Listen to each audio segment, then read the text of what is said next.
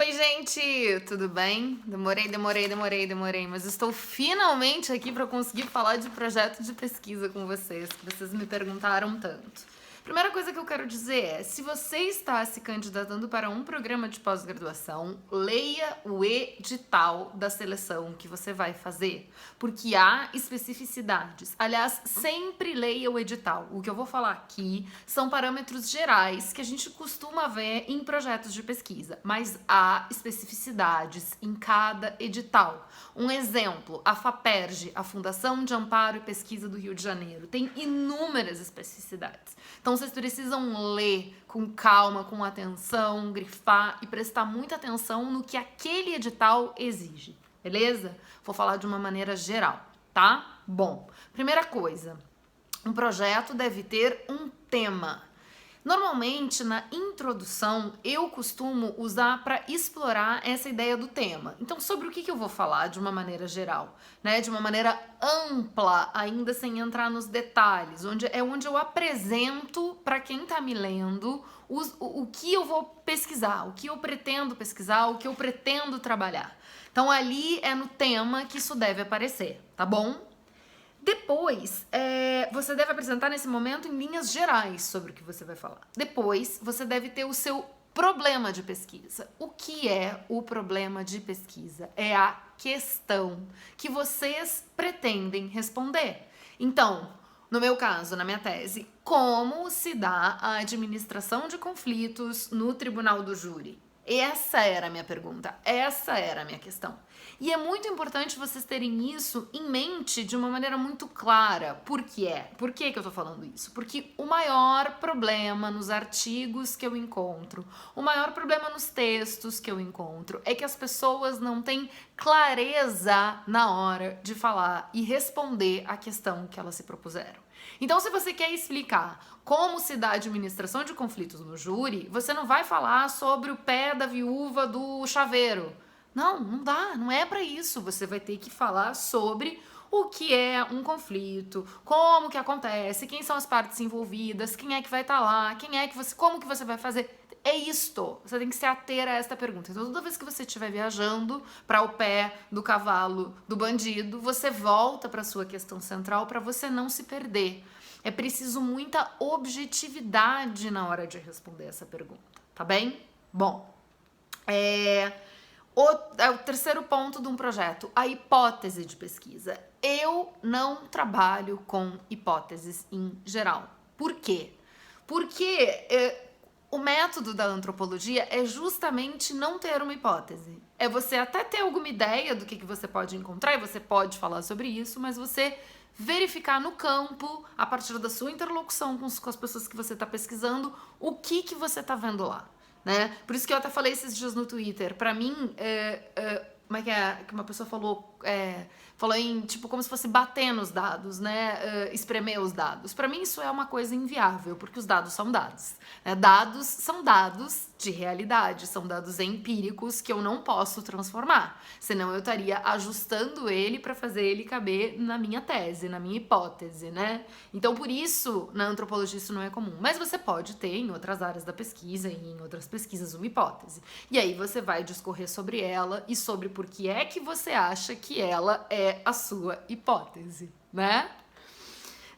Depois a gente tem os objetivos. Os objetivos são verbos que vocês pretendem fazer. Quais são os objetivos que vocês pretendem alcançar? E você vai ter objetivos gerais e objetivos específicos. Então, no meu caso, do como se dá a administração de conflitos no júri, então, compreender, explicar como se dá a administração de conflitos no júri, entender, né?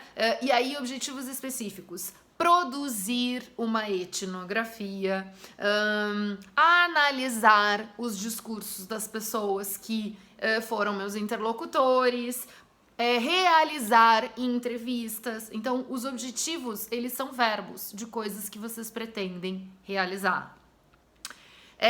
Justificativa. A justificativa são os motivos pelos quais aquela pesquisa tem relevância. Então, qual é a relevância de compreender como se dá a administração de conflitos no júri?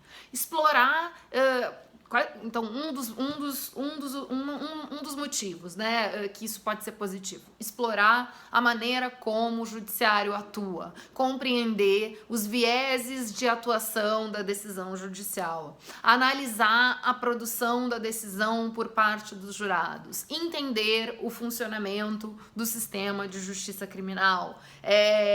Tudo isso são justificativas relevantes, né? Outros trabalhos, explicar que outros trabalhos já analisaram outros pontos dessa questão, mas não a questão que você pretende. Então, no meu caso, vários trabalhos já tinham chegado em questões de administração de conflitos no júri, mas nenhum tinha ainda acompanhado, como eu acompanhei, o dia a dia e se preocupado com essa questão mais comezinha da prestação jurisdicional, essa questão que eu costumo chamar de cotidiana, de diária, de produção diária da prestação jurisdicional.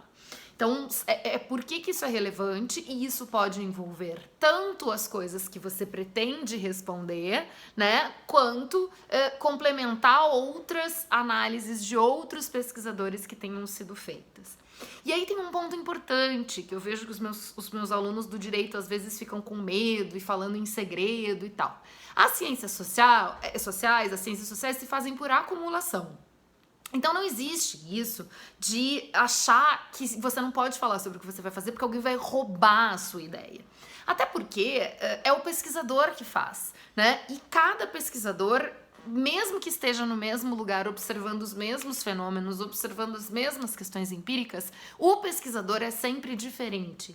Então o meu olhar nunca vai ser o mesmo, mesmo que o João da Silva esteja comigo no campo naquele mesmo momento. Por que não vai ser as mesmas coisas que nós vamos ver? Bom, se o João é homem e eu sou mulher, começa por aí. As coisas que são dadas para uma mulher ver são outras, né? Então, nunca o pesquisador vai ver as mesmas coisas, porque ele é diferente. Nas ciências humanas e sociais, o pesquisador faz muita diferença. Por isso que não há a mesma neutralidade científica que é possível de ser alcançada numa pesquisa com ratos em laboratório. Ainda que também sejam pessoas que fazem a pesquisa com os ratos em laboratório, a neutralidade é outra. Por quê? Porque não estamos trabalhando com ratos em laboratório, estamos trabalhando com pessoas fazendo coisas, né? E o pesquisador das ciências humanas e sociais, ele quer entender como as pessoas fazem as coisas, né? Quais os sentidos e os significados das coisas que as pessoas fazem.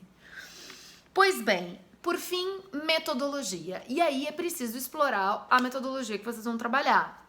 Entrevistas, análises quantitativas, etnografias. Vocês vão ter que estudar um pouco de metodologia e pensar qual é a metodologia que ajuda a responder a questão que vocês colocaram como problema. Então não adianta ser uma metodologia que não tem nada a ver com a questão que vocês apresentaram, certo? Se vocês apresentaram uma questão, a resposta a metodologia precisa estar adequada à pergunta que vocês querem responder, tá bom? Depois vem o cronograma, que é sempre feito de trás para frente, então vocês vão contar lá o dia que vocês vão terminar a pesquisa de vocês, por exemplo, uma pesquisa de iniciação científica que tem mais ou menos um ano. Você vai botar o último mês e de trás para frente você vai montar o seu cronograma, tá? Então, pensando direitinho nessas questões que vocês vão pensar no prazo final. Aliás, tudo deve ser feito assim de cronograma, né? Porque quando vocês têm um artigo para escrever, vocês precisam pensar no prazo final. Então, o que vocês vão fazer até chegar no dia do prazo final, tá bom? E depois as referências bibliográficas, que eu não preciso dizer que devem seguir as normas da ABNT, a Associação Brasileira de Normas Técnicas. Nunca esqueçam de olhar o edital. Curtam, comentem, compartilhem, salvem para ver depois, marquem os amigos e me falem o que vocês pensaram para eu poder pensar em novos vídeos, tá bom? Obrigada!